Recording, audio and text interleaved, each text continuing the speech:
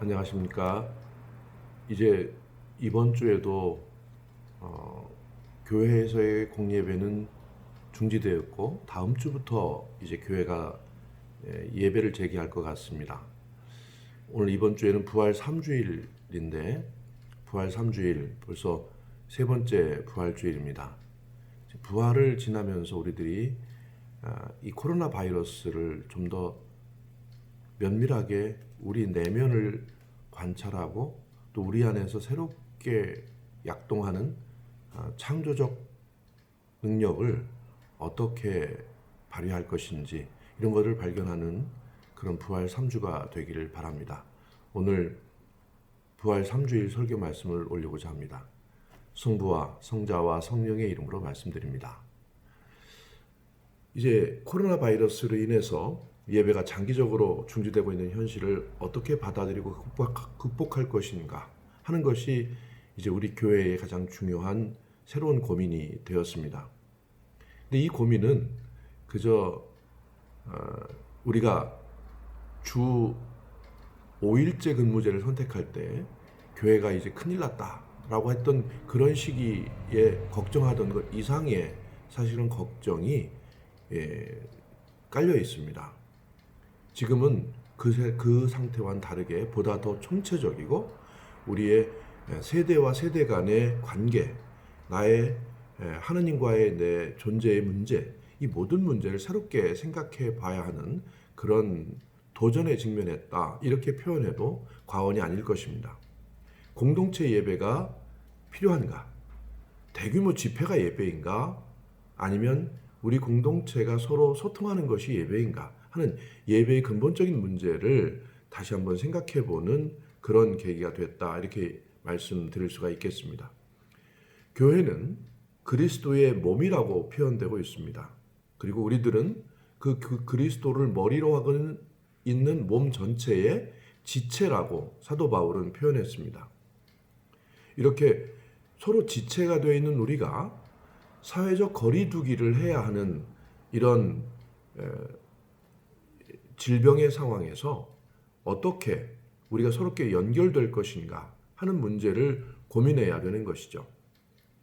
그래서 집회를 통해서만 우리가 연결된다라고 생각했던 그런 교회, 또 모여야만 우리가 서로 연결되었던 그런 교회를 이제는 떠나야만 합니다.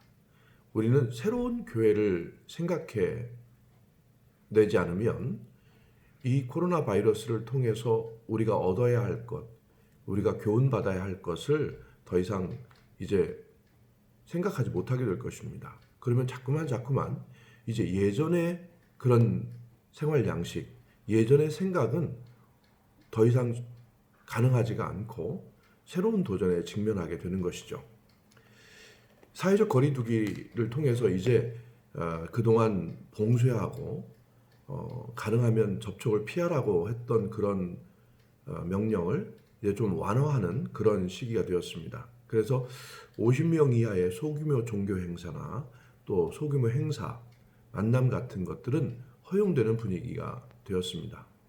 그러면 이런 시기에 우리 교회가 어떻게 새롭게 만나야 할 것인가 하는 문제를 오늘 복음인 엠마오로 가는 길에서 만난 예수 그리스도의 만남을 다시 한번 생각해 볼 필요가 있습니다.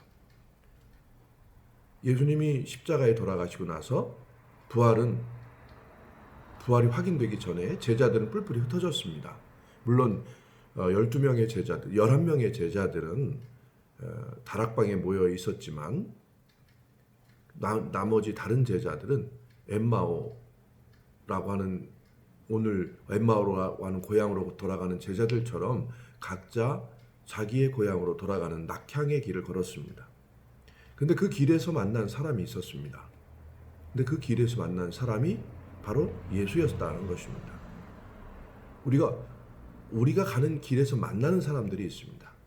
그런데 꼭 교회에 와서 만나는 만남과 그리고 집으로 돌아가서 또 이 교회 예배가 가능하지 않구나, 또는 나는 더 이상 내가 원하는 대로 내 삶이 되지 않는구나 하면서 실망하면서 돌아가는 그 길, 우리는 그 길에 서 있기도 합니다.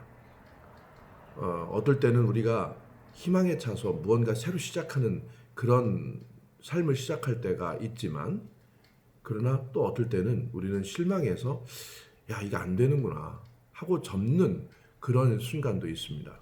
코로나 바이러스로 인해서 사실은 월급을 받는 안정적인 직장도 위태로워지고, 더군다나 소상공인들은 거리에 사람이 없고 만나지 않기 때문에 수많은 소상공인들이 문을 닫거나 폐업하거나 아주 경제적인 어려움에 처해 있습니다. 그 외에 많은 사람들도 사람을 만나는 것들이 두렵고, 또 이제 더 이상 사람을 온전한 인간으로 보지 못하고 하나의 질병을 전달할 수 있는 잠재적인 위험 요소로 서로를 바라보게 되는 그런 시대가 되었습니다. 그래서 뭔가 외롭고 사람을 만나서 풀어야 할 그런 것들이 제대로 풀리지 않는 그런 전체적으로 사회가 질병에 걸리는 상태로 도달하게 된 것입니다. 비단 코로나 바이러스에 감염되지 않더라도 마음의 질병으로 감염되는 그런 상황에서 우리는 누군가 만납니다.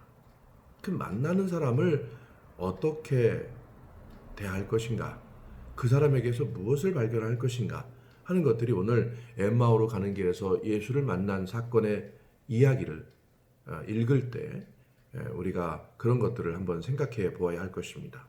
예수는 그 가운데에 있습니다. 그리고 부활하신 예수는 그 가운데서 우리에게 자신이 부활하셨다라는 것을 증명해 주십니다. 그리고 함께 식탁을 나누고 거기에서 아주 새로운 관계를 맺게 되는 것이죠.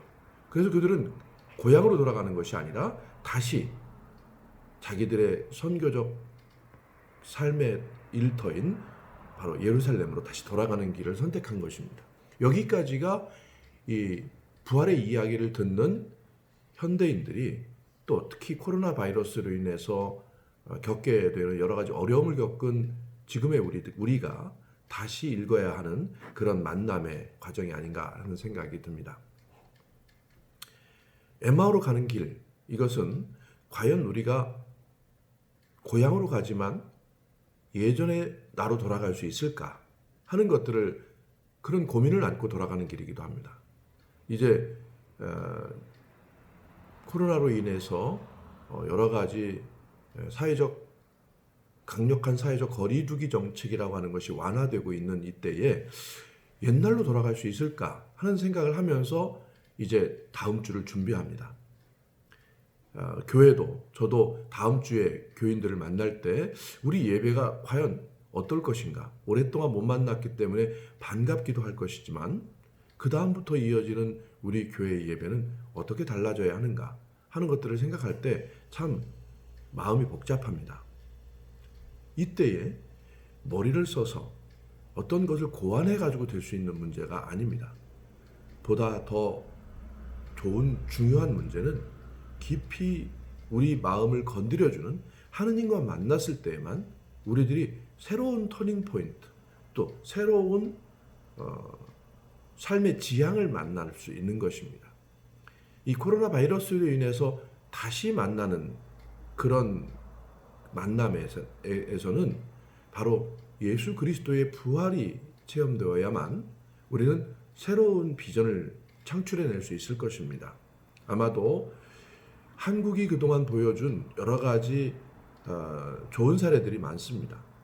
그래서 IMF와 같은 더 심한 고통이 우리에게 올지라도 우리들이 이 고통을 새로운 희망으로 만들어낼 수 있는 그런 가능성을 볼 수 있다면 우리는 이 고통을, 어떤 고통이라도 능히 감내할 수 있을 거죠. 그래서 그 고통을 참고 이겨내면 우리에게 보다 더 좋은 미래가 온다라고 하는 확신을 가질 수 있다면 얼마나 좋겠습니까? 그런데 이거 다 끝장나는 거 아니야? 이러다가 또다시 코로나 바이러스가 또 다시 온다는데 그때는 어떡하지? 하는 두려움에 진다면 우리는 이 고통을 참아 견뎌내는 그런 힘도 약화될 것입니다. 그래서 지금 현재 이제 잠시 동안의 이 완화된 이 기회를 통해서 그동안 우리가 이룩했던 것이 무엇이고, 그리고 그것을 통해서 우리가 한 단계 도약할 수 있는 길은 어디에 있는가? 그것은 바로 우리 신앙인들의 신앙적인 희망으로부터 시작해야 한다 하는 생각이 듭니다. 그래야 사회의 각 분야에 있는 많은 사람들이 또 새로운 세대들이 그런 희망을 안고 그 믿음을 가지고 그 새로운 그 도약을 해낼 수 있으리라고 생각합니다. 이 부활을 겪었던 제자들이 겪었던 혼란이 있었습니다. 그것은 바로 십자가 사건이었습니다. 예수님이 십자가에 돌아가셨다 하는 이 사실을 우리가 어떻게 받아들일까 하는 문제가 제자들의 큰 고민거리였습니다.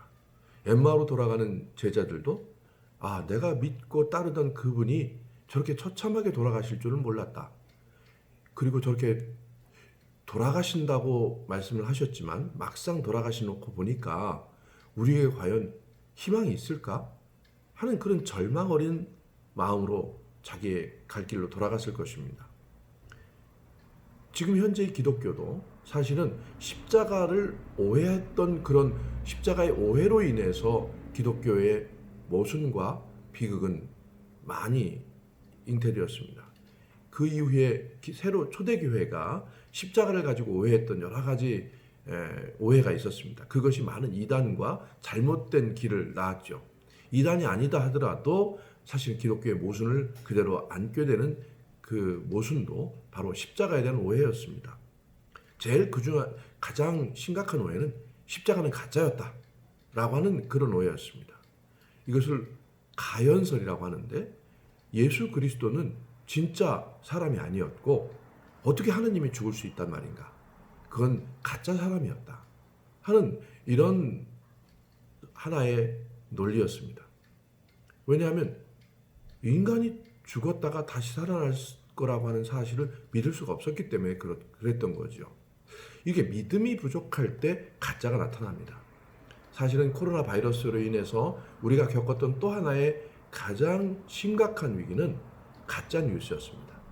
이제 이것을 인포데믹이라고 하는데 정보의 감염이라고 하는 뜻이죠.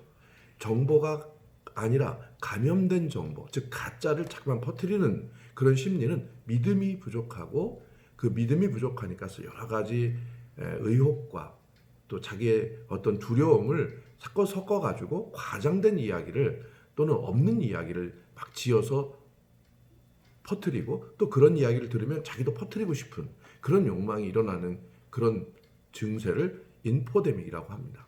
즉 오염된 정보를 자꾸만 쫓아간다는 것이죠. 십자가에 대한 오해도 바로 그런 것을 낳습니다. 십자가가 가짜였다라고 하는 것을 믿고 싶었던 거죠. 그래서 부활하신 예수만 좋아했던 그런 경우도 있었습니다. 예수는 영이었다. 진짜 사람이 아니었다. 라고 하는 그런 것들이 이단으로 나중에 판명이 됐죠. 그리스도교는 그 십자가에 돌아가신 그 비참한 예수 그리스도의 몸을 우리가 어떻게 내 구세주로 받아들일 것인가 하는 그런 문제였습니다.